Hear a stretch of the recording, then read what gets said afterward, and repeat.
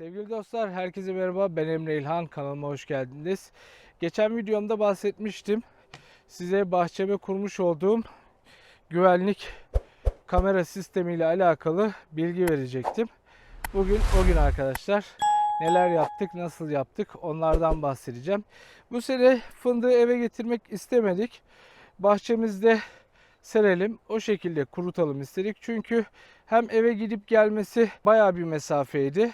Hem zamandan tasarruf edelim dedik. Hem de evimize bütün pisliği taşımayalım. Harman yaparken, harman yaptıktan sonra o tozu, dumanı hem kendimize hem komşularımıza zarar gelmesin istedik. Ve aynı zamanda kavçağımızı da bahçemize bırakmış olduk. Her sene evimizin önünde harman yaparken maalesef her yeri tozu dumana katıyoruz. Hem komşularımızı rahatsız ediyoruz, hem kendimiz rahatsız oluyoruz. O kavçağı tekrardan bahçeye taşımak için uğraşıyoruz. Bu sene öyle yapmayalım dedik. Bahçemize kuralım. Ama nasıl kuralım? Haliyle bahçemize kurduğumuz zaman da ister istemez bir güvenlik önlemi ihtiyacı duyuyordu. Aslında uzun yıllardan beri hayalini kurduğum bir sistemdi. Bu sene ilk etap olarak bu görmüş olduğunuz arkamdaki yere kurmuş oldum. Buraya komple fındığımı serdim. Burada bir gece çadırda kaldım. İnanılmaz derecede soğuktu. Dedim ki ben çadırda kalmayacağım abi. Gerek yok. Yani üzerimize yorganlar da atsak kar etmedi maalesef. Dedik ki kameralarımız var nasıl olsa. Kameralarımız sayesinde biz burayı sürekli gözetleriz dedik. Gerçekten de öyle oldu. Sorunsuz bir şekilde fındığımızı burada kuruttuk ve harmanımızı yaptık. Şimdi size güvenlik kamera sistemi ile alakalı kısaca bilgiler vereceğim. Neler yaptık, neler kullandık onlardan bahsedeceğim. Şimdi hemen size kamerayı o tarafa döndürüp anlatmaya devam edeceğim. Görmüş olduğunuz gibi şöyle bir direk diktik. Hemen profilime yanaşayım. Aslında sağlıklı mı dipten birazcık oynuyor gibi. İnşallah problem olmaz. Şu altına beton attık. Yaklaşık 40 santim derinliğinde. Aslında daha fazla da atabilirdik. Buraya cübellerimizi taktık. Epoksi uyguladık. Şu an için sağlam gözüküyor. 10 bir profil uyguladık. 3 milim kalınlığında, yaklaşık 3 metre uzunluğunda, yarım metre 60 santimde yine bir boru kaynattık. Onun üzerine de yine bir 20-30 santim boru kaynattık arkadaşlar. Burada görmüş olduğunuz gibi bir panomuz var. Panomuzu açalım. Evet arkadaşlar, panomuzun içini açtık. Görmüş olduğunuz gibi sistemimizi bu şekilde kurduk. İçinde neler var? Hemen kısaca bahsedeyim. 600 wattlık modifiye sönüz Mervesa'nın bir invertörü mevcut. Hemen burada bir şarj kontrol ünitemiz var. 20 amperlik. Hemen burada bir PoE switch'imiz var. Burada da görmüş olduğunuz gibi 12 voltla beslenen bir fanımız var. Sürekli çalışan bir fanımız. Bu fanımızın çalışması içerideki sıcak havayı dışarıya atması, ısının daha fazla invertörümüzün, cihazlarımızın ısınmamasını sağlaması. Şu an gerçekten de invertörüme dokunuyorum. Hiçbir şekilde sıcaklık yok. Gayet güzel. Ve PWM cihazımız, şarj kontrol cihazımız çalışıyor. İnşallah gözüküyordur. Güneş panelimiz gördüğünüz üzere şu kısma bağlı. Akülerimiz buraya bağlı. 12 volt lamba bağlamak istersek de buraya bağlamamız gerekiyor. Görüyorsunuz şu an panelden gelen enerji hava kapalı olmasına rağmen akümüzü doldurmaya devam ediyor. 12.7 volt bir enerji gösteriyor. Hemen şu kısma ise bir 220 çıkış yaptık. Hemen invertörümüzden buraya bu şekilde ve invertörümüzden gelen 220 voltla PoE switch'imizi besledik ve aynı zamanda adaptörümüz burada. Hemen yukarıda takılı olan antenimizi besledik. Burada da akülerimizi gösterelim. Akülerimiz gayet güzel. 2 tane 12 volt 24 amper akümüz var. Totalde 48 amper yapıyor. Orbus marka karbon jel bir akü. Onu da kapatalım. Burada çok fazla detay yok.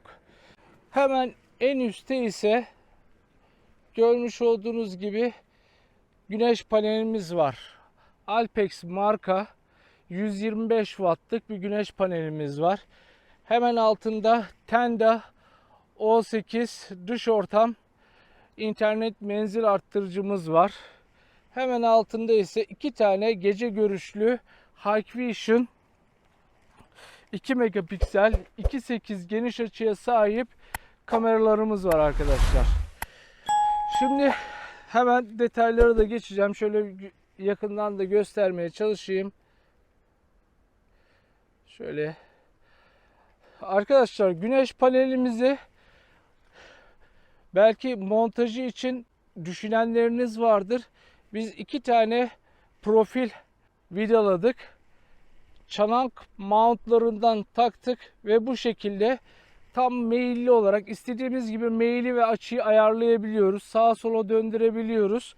Eğer siz de böyle bir sistem yapmayı düşünüyorsanız şu şekilde yapabilirsiniz. Yaklaşık 10 günden beri bu sistem çalışıyor. Gayet sağlıklı. Hiçbir şekilde sıkıntı yaşamıyoruz. Bu görmüş olduğunuz anten Tenda, hemen gösteriyorum. Evde çatımızda bulunan, hemen gösterebilecek miyim? İnşallah gözükür. 350 metre mesafede evimizin çatısında aynı antenden var. Aynı antenden geliyor, interneti buraya veriyor. Orada POE switch'e bağlı. O POE switch kayıt cihazına bağlı ve buradaki görüntüyü tamamıyla evimdeki kayıt cihazına kaydediyor. Kameralarımın farklı saat dilimlerinde görüntülerini kaydettim ve bunları size aktarıyorum. Güneşin hareketi neticesinde sensör nasıl algılıyorsa o şekilde görüntüyü veriyor. Hatta şu an bu videoyu hazırlarken kendimi de çektim. Özellikle göstermek istedim. Görmüş olduğunuz gibi akşam 6-7 suları. Şimdi kameramızın gece görüşüne geçelim. Gece görüşünde ise bu şekilde bir görüntü elde edebiliyoruz. Kameramızı biraz daha yukarı kaldırırsak daha fazla bir alanı aydınlatacaktır. Daha fazla bir alanı aydınlatmasını veya daha fazla bir alanı görmek istemiyorum. Bu alana odaklanmasını istiyorum. Şimdi ise harman yapmış olduğumuz görüntü geliyor. Gayet geniş açıda, insanlar anlaşılabilir, her şey anlaşılabilir seviyede. Gayet güzel bir görüntü kalitesi var. Şahsen bu görüntü her şeyi apaçık gösteriyor. Burada saatlerimiz yaklaşık 7-7.30 sulara, akşam tabii ki de. Şimdi diğer kameramıza geçeceğiz. Diğer kameramızdaki görüntü kalitesine bakalım. Hiçbir şekilde burada ışık söz konusu değil. Gördüğünüz gibi biz hava kapalı olduğu için naylonla fındığımızın üzerini kapatmaya çalışıyoruz amcamla birlikte. Gayet görüntümüz net, ileriyi görüyor. Şimşekler de çakıyor, görüyorsunuz. Daha sonrasında patpatımızın da herhangi bir şekilde müdahil olmadığı, herhangi bir ışığın olmadığı bir noktada fındığımızın serili olduğu yeri görebiliyorsunuz. En ileri uca kadar. Ben bilerek kameramı biraz daha yukarı kaldırdım ki fındığın ucunu da görebileyim. Şimdi de kısa bir kesit olarak gündüz görüntüsünü gösteriyorum. Bu kameramızda da harman yaparkenki görüntü kaydını aldım ve sizlere göstermek istiyorum. Burada güneş o bölgeden battığı için ve kameramı çok yukarı kaldırdığım için görüntü birazcık diğerine göre size kötü gelebilir. Ama kesinlikle öyle bir şey söz konusu değil. Kameranızı biraz daha aşağı indirdiğinizde görüntü kalitesi düzelecektir. Çünkü o bölge batı bölgesi ve güneşi hala kameramız algılıyor. Benim için gece önemli olduğu için, o yüzden daha ileri noktaları aydınlatması için ben kameramı biraz daha yukarıya kaldırdım. Arkadaşlar söylemeyi unuttum. Kameramızda mikrofon özelliği de var. Ses kaydı özelliği de var. Normal şartlarda bu videolarda ses de olması gerekiyordu. Nedense ya ben kayıt cihazından ayarı tam yapamadım ya da iki farklı marka olduğu için uyum sağlamıyor. Bakalım, inşallah onu da en yakın zamanda ayarlamaya çalışacağım. Ayarlayamazsak kayıt cihazımızı değiştireceğiz artık. Kullanmış olduğum malzemeleri göstermeye çalıştım. Tekrardan şöyle üzerinden geçelim. 600 wattlık bir modifiye sinüs bir invertörümüz var. Şarj kontrol ünitemiz var. 20 amperlik 6 portluk bir PoE switch'imiz var. 12 voltluk bir fanımız var. İçerideki havayı sirküle etmesi için 2 tane akümüz mevcut. 24 amperden oluşan toplamda 48 amper. 2 tane Hikvision marka 2 megapiksel çözünürlüğe sahip 2.8 mm bir geniş açısı olan ve gece görüşü renkli olan kameralarımız var. Hemen üstünde Tenda dış ortam bir access point'imiz var. Hemen en üstte de ise gibi 125 wattlık bir güneş panelimiz mevcut. Arkadaşlar bunları daha öncesinde test etmiştim. 2 tane kamerayı 24 amperlik aküye taktım. Kaç saat boyunca kayıt alabilirim diye. Şöyle söyleyeyim, 24 amperlik bir akü 16 saat kayıt yapabiliyor. Yani kameralarımız 16 saat boyunca çalışabiliyor sorunsuz bir şekilde. O yüzden de dedik ki 24 amper kullanmayalım, riske girmeyelim. Bir 24 daha koyalım, 48 amper yapalım ve o şekilde yaptık. Gayet de sağlıklı oldu. 10 günden beri sistemimiz sorunsuz bir şekilde çalışıyor. Evdeki access point'imiz tarlaya da interneti basıyor. Burası yaklaşık 350-400 metre mesafede. Hatta yukarıya büyük bahçeme çıktığım zaman interneti daha iyi çekiyor. Buradaki access point'imizi ise client özelliğinde kurduk. Oradaki sinyali alıp PoE switch'imize veriyor. PoE switch'imizden de kameralarımıza gidiyor. Gece görüşü mükemmel, muazzam. Onları da size göstereceğim. Videonun başına sonuna bir yerlerine mutlaka eklerim. Benim bu iş sistemi kurmamdaki sebep evimin yakın olmasından dolayı. Genelde sim kartlı modeller satılıyor. Bahçeler uzak olduğu için burada mecburiyet söz konusu. Ama benim böyle bir mecburiyetim yok. Çünkü yaklaşık 350-400 metre kadar bir mesafe var. Antenlerimizin birbirini görmesi çok önemli. Ağaç araya girdiği zaman kesinlikle sinyal alamıyorsunuz. Ağaç veya bina, herhangi bir şey olmaması lazım arada, sinyali rahat alabilmesi için. Hatta biz bu konuda bayağı uğraştık diyebilirim. Biz şu an sinyalimizi sağlıklı bir şekilde alabiliyoruz. Buradaki benim bunu kullanmamdaki sebep hem evden interneti bedavaya almam ve evdeki kayıt cihazıma buradaki görüntüyü kaydetmiş olmam. Ola ki olmaz inşallah, öyle diye dua ediyoruz. Buraya herhangi bir saldırı olduğunda, kameralarımıza, sistemimize müdahale olduğunda evimizdeki kayıt cihazı görüntüyü kaydetmiş olacak. O yüzden de sistem bana daha güvenilir geliyor. Sim kartlı modeller var biliyorsunuz. Daha öncesinde Hikvision'un bir modelini size tanıtmıştım. Onda ise artı özellikleri var kameranın. Pro özelliği olduğu için, hareket algılama özelliği olduğu için anında bildirim yapacaktır. Bildirim yaptığı esnada hemen kameranızı açıp bakmanız gerekecek. Çünkü direkt kameranıza yaklaştığınız zaman, yaklaşık 5 metre kadar mesela yaklaşım olduğu zaman kamera size bildirim yapacaktır.